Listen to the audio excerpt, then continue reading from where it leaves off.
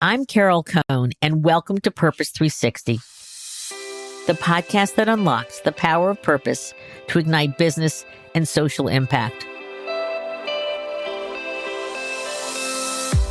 Today, we have a fascinating discussion with the social entrepreneur, Ben Heinkel, who co-founded the Ethical Clothing Company. It's a search engine that helps us find clothing that's ethically made, clothing that has values in it in terms of where it's sourced, how it's made, the people who make it. And it's also a great search engine for little tiny brands all across Europe and soon to be in the US. The company was founded by Ben and his partner, Jack Hesketh, because they wanted to have something that truly supported their personal values. And they looked at the clothing industry and the amount of turn of fast fashion in the clothing industry. They knew the fact that over 90 million tons of textile waste is now generated each year. They knew that clothing that is synthetic or treated with chemicals can take up to 200 years to biodegrade. That's something that is similar and as toxic as discarded tires or plastic in landfills. So I love the passion. I love the vision.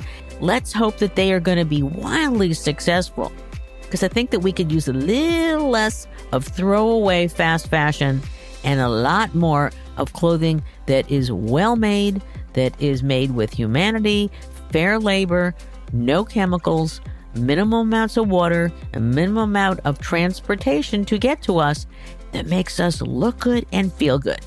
So let's get into it. Welcome to the show, Ben. Thank you. Happy to be here. So Ben, I just want to start out with, what is ethical clothing? I mean, we all put on clothes every day. We're always thinking about, am I going to buy something? Am I going to recycle something or whatever? During the pandemic, obviously, we wore lots of different clothing. But this is quite a new concept. Just share with our listeners, what is ethical clothing? I think a lot of attention gets paid to things like organic food and the effect that we have on the planet with the kind of things that we buy. But not a lot of people talk about what goes into making your clothes. Who makes your clothes? What kind of material is used? The chemicals that end up going into the ground because of the materials that you use. Basically, this ethical clothing was born from a need that both Jack and I had, of trying to find ethical and sustainable brands. And we found that there was a lot of small brands all over Europe, all over the world, all over the US, that were doing great things, but they just didn't have the resources to put their word, to put their name out there and to get clients and, to just make themselves known, basically. So both of us had just come off a different startup that I had before, a company that still runs, and I was looking for a different project. And I thought this is probably just the best thing to sink my teeth into. So you had this idea with Jack.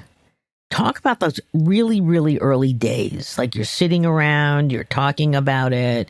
How difficult was it to begin to put this together? So just talk about the really early days. So both of us live in Barcelona, Spain. We do spend a lot of time hiking in the mountains close to the city. We both, we like nature, so we're out there a lot. And we were both kind of discussing the kind of project that we would want to get involved in the future as soon as we were sort of done with the projects that we were working on at that time. One of the things that both of us had very, very clear was the fact that we wanted to make sure that we were spending our time and spending our energy and time on projects that had values that were in sync with who we were as people. And the idea of just, having a project that makes money, have it grow and not really worry about the kind of values that the project has or that, how in sync that is with you as a person, was something that we wanted to avoid. Based on that, starting with that, we thought, what are the things that are important for us? What are the topics that touch us? The nature was obviously one of them. The planet itself. What can we do is constantly a lot of talk on climate change and kind of the options and the choices you make as a consumer, how that could fit in with all of that. Sort of at the same time, we were talking about how difficult it was to find sustainable fashion brands, and kind of the idea came out of that. I come from a technical sort of background, so we were throwing out ideas out there and how we can make this easier for both the brands and for consumers. And this kind of organically grew out of that. And the reason I ask is that founder stories are always fascinating to me. And why did you go, turn left or turn right? And actually, we're going to have some of the leadership from Ben and Jerry's on the show soon. And I was just listening to some of their podcasts. And basically, they got into ice cream because they couldn't afford to get into bagels because they couldn't afford the equipment. So it's always an interesting, what is intentional and what is both serendipity. So you had this idea. And what was it like in the first year? How did you not just build the backbone, but how did you get brands? How did you find them? How did you get them to join you? Because, there must have been some skepticism, who's Ben? Who's Jack? No, absolutely. And this is something that we figured out pretty quickly in the beginning. And our initial idea was, let's get in touch with a lot of these brands, tell them what we do, give them a little bit of our background, so that they know we're not just two random people sitting in a shed somewhere. Right. Exactly. But people with a little bit of experience, and that can deliver. So we spent 2 or 3 months a lot on the phone talking to brands and trying to understand if they saw value in what we were trying to put together. It was difficult. It was really difficult, a lot more so than I thought. So I thought, dumping a quick CV on the phone would have them say, okay, this person seems to know what he's talking about, but it didn't. They just basically said, right, we're really busy with what we do at the moment. Your site doesn't have any traffic. I really don't have the time to spend with you. So there you go. There's a reality. Okay. Right. So, that reality check kind of hit pretty early on, and we were trying to look at, right, what can we do to move ahead with this project and to get that traffic before we can go back to these brands and say, hey, now I'm back here. I have a lot of traffic. Can we talk now? So that's basically the approach that we're taking now. We have some brands that we have an agreement with, and other brands where we just drive them traffic for free at this point. Okay. The idea from there is just to build up the project to a certain point where we can get in touch with these brands and say, hey, take a look at your analytics. We've driven X amount of traffic in the last couple of months. Can we have a chat? And we're hoping that will be different in the future. So your revenue model ultimately is that you're going to get a small portion of sales that are generated from the search engine. Exactly. It's a typical sort of affiliate networking model.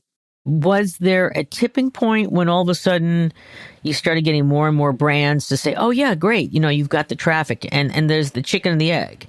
You need enough brands to be on the search engine, and you need to have the eyeballs. And exactly. So, yeah. So how'd you build people, viewers, and then what was the tipping point? I think it's a typical sort of marketplace problem. Now you both need to get supply and demand on your platform at the same time, and doing that is difficult, definitely.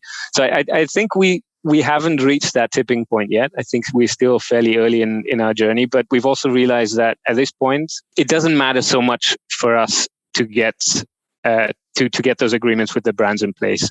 What we're working on for the next 6 to 8 months is, let's just work as hard as possible to get that traffic going, to get that traffic to those brands, and after which we will try again to get in touch with them and see how we're received now. But for the moment, it's just heads down, working to get traffic and working to direct the right kinds of consumers to these brands. And so, what are the guidelines to become an ethical clothing brand?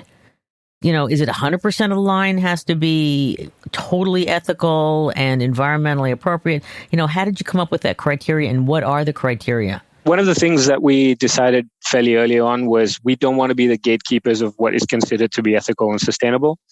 what we do want to do is we want to make sure that the brands that are on the platform are ethical and sustainable. They do have maybe a certificate from GOTS or from somebody else that's known. But I think our criteria at this point stops there. What we want to do is we want to get all these brands together and then provide the tools to users for them to filter out how strict they want to be with their criteria. So one of the things that we're working on this year is kind of a product rating, where each product gets a rating depending on the material that's used, on the brand that's made it, how transparent the brand is, and then sort of provide these tools to the consumer so they can do the searching themselves. For our listeners, the search engine's more than a search engine. And I'd love you to talk about, because you've got blogs, you've got stories on it, you've got the footprint calculator, which I went through it and I think, it really showed me, I gotta up my game a lot. So it's a very educational place, not just I want to go buy something. So can you just paint that picture?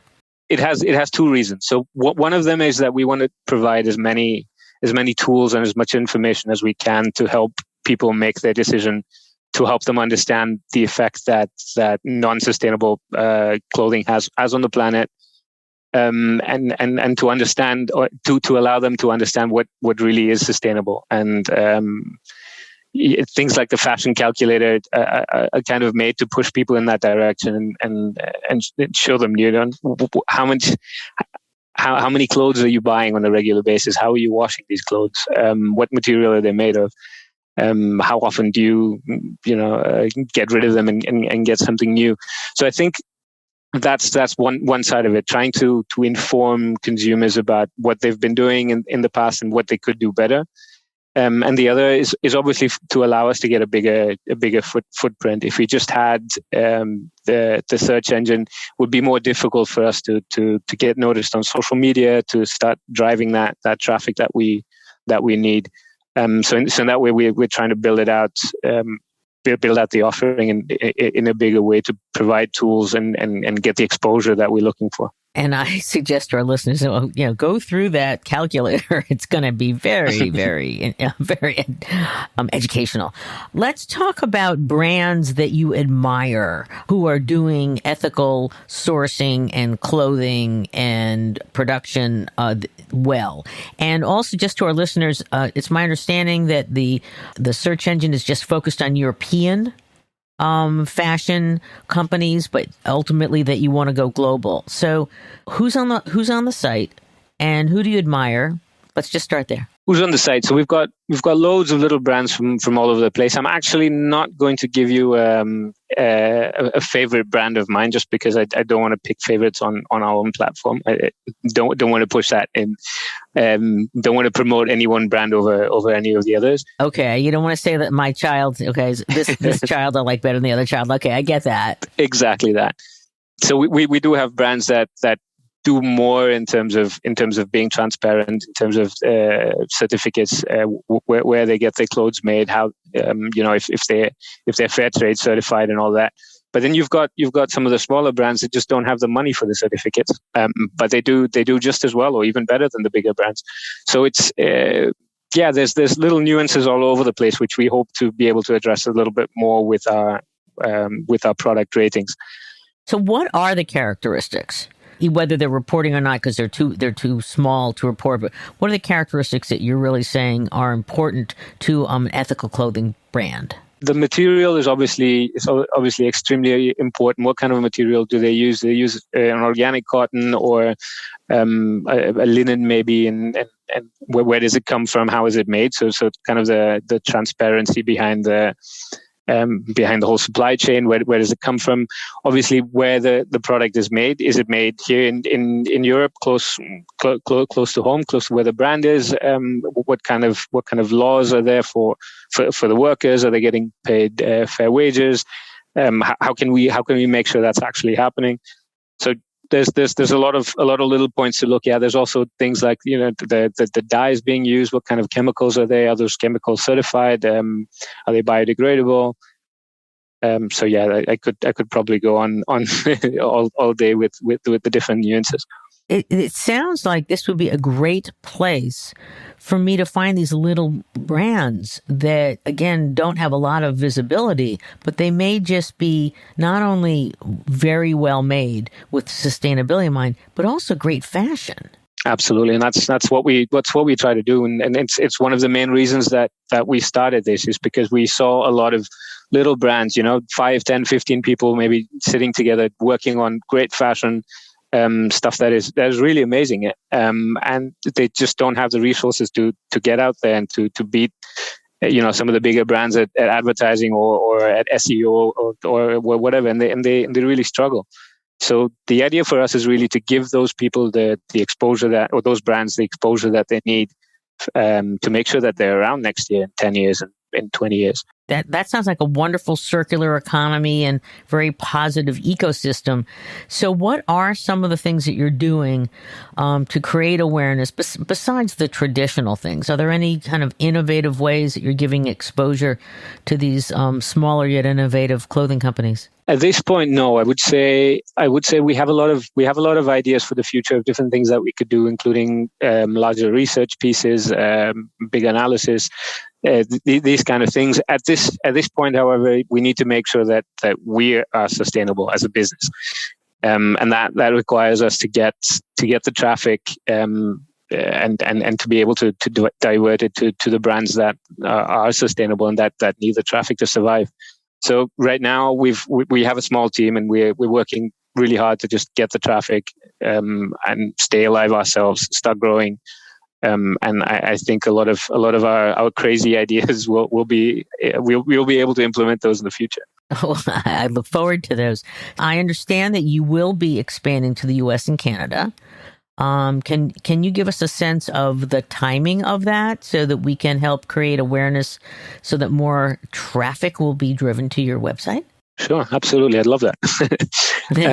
So yeah, since both of us are based in Europe, this was an obvious starting point for us, just to make sure that we've got most, if not all, of the sustainable brands in Europe on the platform first, to try it out, get the MVP out there, make sure that it works, make sure that it gets received the way we expect it to be received, and then move to other countries. So we've been working on the US and Canada brands for the last couple of months, and we are, I would say, 2 weeks away from launching that.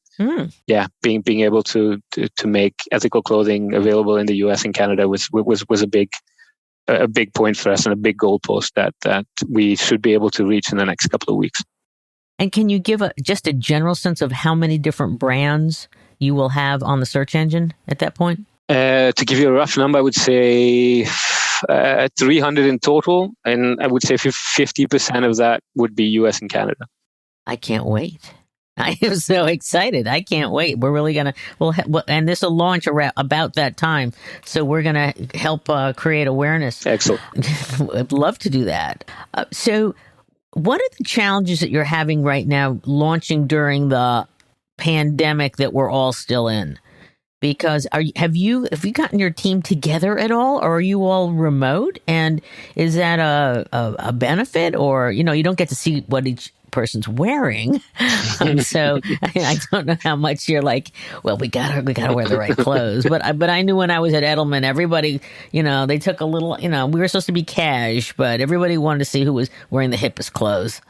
Absolutely. I guess with video you can do that a little bit, although not very much. I might not be wearing anything underneath this, but you wouldn't know. Okay, we won't say that to our listeners. I don't think it's really been an issue at all for us, because from the beginning we wanted to make sure it was a company that we could run remotely. Jack and I, we travel a lot, and some of our employees do as well. And we wanted to make sure that things were as flexible as possible. We always get together when we can in Barcelona at a co-working space to sit around and bounce ideas off each other. But yeah, it was one of the main sort of requirements for us when we started the company, was to make sure that it was as remote as possible and flexible on that level. actually, that's the way of the new social entrepreneur, the new way to do business. So how many people do you have in the company now? So we're still small. Jack and me are the only sort of full-time people, and we've got 3 other kind of contractors that help us with various tasks and things. And what's your aspiration in a couple of years? What are you thinking?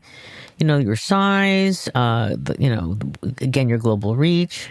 I would really like for ethical clothing to be the one-stop shop for ethical clothing. So when someone thinks of, I need a new sweater, I want it to be stylish, I need it to be under $100, and I want it to be as sustainable as possible, the first thing that they think of is our site. And that's where they go, and that's on a global level. And I think that's achievable. And curious about how you named the company, because it's very clear about what it is. But was that a? I bet it was a challenge. Like, is it going to be a sexy name, or is it going to be something that's alliterative, or is it going to be what it is? It wasn't that much of a challenge, actually, to be honest. Okay. The name basically came from an SEO advantage, really. Okay. Yeah, as a domain name, if you have what it is that you're doing spelled out clearly in your domain name, you get several, or Google gives you several extra points. Okay. So we all the help that we could get in the beginning to make sure that we were ranking and pulling in the traffic was welcome. So I'm sure at some point in the near future we will actually come up with a real brand name. But for now, this is serving us well. Actually, I like the name. There are times where I just think, don't make people work too hard. This is true as well. No, I just think I think it's very direct and it's great. So how are you fighting? I mean, look, years ago we represented Esprit. And this was this was early on. This was like in the early 90s. And the Tompkins really wanted to be ethical and in the way they were manufacturing. But they also had so many, seasons. And I at that time I said, how can you be ethical and deal with being socially responsible? And you've got a new line coming in every 6 weeks. And you've got that really tough beast to feed, which is, I want fast fashion, I want new, the H&M being the, absolutely. H&M actually is trying to do some interesting things these days. So how do you balance that out? And what role do you want to play in terms of attacking that kind of not great spiral of too much stuff, too new, and then it ends up in landfills? That's a difficult question, and it's one of the things we've actually written about on the blog a little bit, the fast fashion machine, and mm-hmm. What it is, how we can stop it, if we should stop it, what are the alternatives. I'm trying as much as possible not to get into debates on how we can fix the problem on the whole at this point, considering I come from more of a business background, and I don't want to pass myself off as a sustainable fashion guru.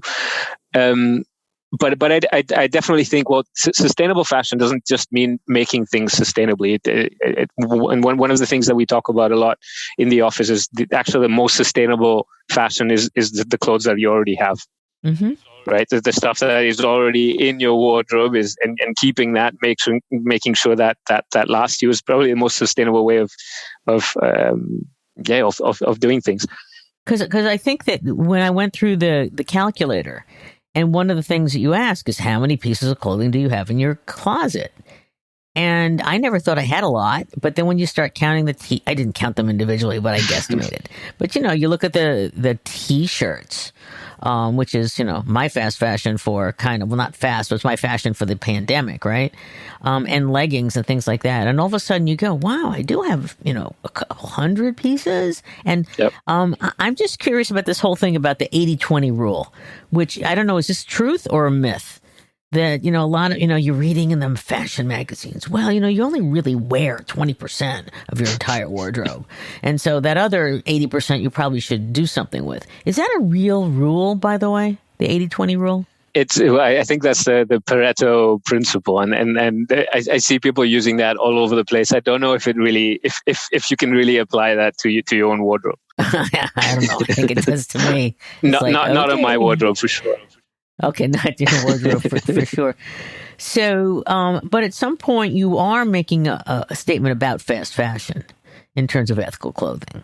So you say you don't really want to get into the debate, but what is the message that you want to give to your consumers that are going to come to your site about, is it fast fashion or is it support, these more sustainable clothiers? So, what's your message? Our message is think about what you're buying, what you're putting in your wardrobe, what you're putting on your body, how it's made, who it's made by, and how sustainable this is for the planet. Obviously, fast fashion is not sustainable, not purely because of how it's made and who it's made by, which is absolutely terrible in most cases. But also just the general consumerist act of constantly buying and throwing things away every couple of weeks is not sustainable, not for us, not for the planet. So the message is basically, consider the clothing that you buy when you're thinking of organic, sustainable, kilometer zero and this kind of thing, and not just food and other things that have gotten a lot of media coverage over the years. It's just as important to think about your clothes and their origins. Now you're two guys. So you would think that, I'm glad that it's being done by two guys because men love fashion just as women love fashion. And it doesn't have to be high fashion. It can be really usable fashion. But do you have plans to bring some women in so you can have the women's point of view as well? Absolutely. As soon as we've got the resources and to build out the team for that, to get sort of a women's perspective, but also just to have a team with both men and women in it is always it's nicer, it's better, it's more comfortable. It brings in different ideas. You talked about being a serial entrepreneur. So is this your first venture that has purpose and sustainability at the core, or have you had others in the past as well, and you just love creating these companies? Well, no, I've actually intended to start a sustainable fashion label myself more than 10 years ago now. It was difficult because I was living in Europe. Production was happening in India at the time, and I was absolutely clueless to be honest. But at least it allowed me to get my feet wet, allowed me to understand what production of sustainable clothing actually involves. How to bring a brand to market, what marketing is like for a brand, and basically all the issues that come with a business like that. And I think that gives me a little bit of an advantage now when running ethical clothing, just understanding what it's like from the brand's perspective and what it's like to be in their shoes. Is the range going to be from fashion to practical? So you talked about you and Jack, you were outdoors, you were hiking, et cetera, et cetera. So, everyone is going to think Patagonia. I mean, Patagonia is so amazing because, it's like, their purpose is just to save the planet. And, they're very bold. So is it the broad range of fashion and clothing? Because you're calling it ethical clothing, you're not calling it ethical fashion. That's right. No, we try to get as much of a range going there as possible. From high fashion, we have, we actually do have quite a few high fashion brands, and then some brands that are just complete basics, and that are actually fairly cheap, and but still keeping sustainability in mind, and so definitely we try to keep the whole range in there. And when we're even looking at things like sustainable bags, we've got a few sustainable shoe brands as well. So for now, this is kind of the range that we're focusing on, and not just one specific niche. Well, that's great. So, I really would like to go to a place and get educated and find all sorts of new types of clothing. So that's great. One of my desires, and I don't know if you've got it, is because I found one day years ago, I bought the most beautiful T-shirt. The cotton was great. It lasted for forever. And I can't find great cotton ethical T-shirts. So probably offline, you're going to have to steer me to this is the one you want to buy because it just feels so good. Well, our site is definitely where you need to be. Maybe we need to add a filter on it, like a feel-good filter. I would love that. It's just like, I keep looking. Believe me, I keep looking. You're a serial entrepreneur, and you've started this company. And are there one or two lessons that you say, "Gee, I've already learned XYZ that I would like to share with anyone who's thinking about starting an ethical company doing X," so that they might get a quicker uptake of their idea and success? I think my suggestion is probably more general than just somebody trying to start an ethical or a sustainable company. To have the project or the company that you're working on be in line with your values is probably what you need to be in it for the long run. If after working 5-10 years on a project and you realize that your values are not really in sync with the project, it makes it very, very difficult for you to continue. So my suggestion is one of my suggestions is to make sure that the project or the company is aligned with your values, and that will make it easier for you to get up every day and have the energy. There will be difficult times and there will be hard times, but I think if you're aligned with what you're doing, you will be able to get that strength to wake up every morning and go in for the next 10 years if that's what's required. I'm just curious with you and Jack. So how do you, there's only two of you leading this. So how do you break a tie when you want to go one direction and Jack wants to go another direction? Because you talked about values as a filter. Yep. So I'm just curious because that could be interesting, like Ben and Jerry, when they had to make a decision. So I'm curious, how do you break that tie? I don't know. Luckily, we haven't come to sort of a stalemate or a point yet where we've been completely opposed with our ideas and our opinions. We respect each other and each other's opinions, and we can usually sit down, like you said, and have a beer, discuss the points that we need to discuss, and come to a conclusion. I don't know. If we get to that bridge, we'll see how to cross it. This has been a wonderful conversation, and I can't wait to help promote what you're doing because I think it's a great idea. It's time is now, and so we're totally bought into it. Thank you very much. Oh, it's our pleasure. We always like to leave the last comment to our guest. So, we've got thousands of people around the globe who listen to us of all different stages in their, they're either developing purpose in a company, they're executing it, they're a graduate student that wants to really bring their values to work, either creating or in a company. So, what's the last few words that you'd like to share that we haven't discussed or you want to emphasize? Just sort of the recommendation to everybody that the next time that they buy a piece of clothing, to take a little bit of a deeper look and to see where the piece was made, how it's made, and to understand sort of the life cycle of that product, and then decide if this is really something that you want to support or not. Okay, and then where do people find you? What's your URL? So we're at ethical-clothing.com. The US site will be launched in 2 weeks. At the moment, it's just Europe. But yeah, you can find all our tools, all the information that we spoke about today, everything right there on that domain. Well, super, Ben. So I wish I got to let you go back to work because I know that you don't have lots and lots of hands, but you have a tremendous amount of energy and conviction. So Ben Heinkel, co-founder of Ethical Clothing, I think this is such a needed idea. I can't wait till the weekend where I'm going to have some more time to go all around the site and see who you're representing, and we will share this out. And I trust that in 3 to 5 years, you will just be so successful and there'll be a lot less fast fashion and a lot of us who can look great, feel great, and know that our dollars are going to really help the planet as well as help us look great. That's the dream. Thank you very much for having me, Carol. Oh, it's our pleasure. Okay, thank you. And best wishes for incredible success. Thank you.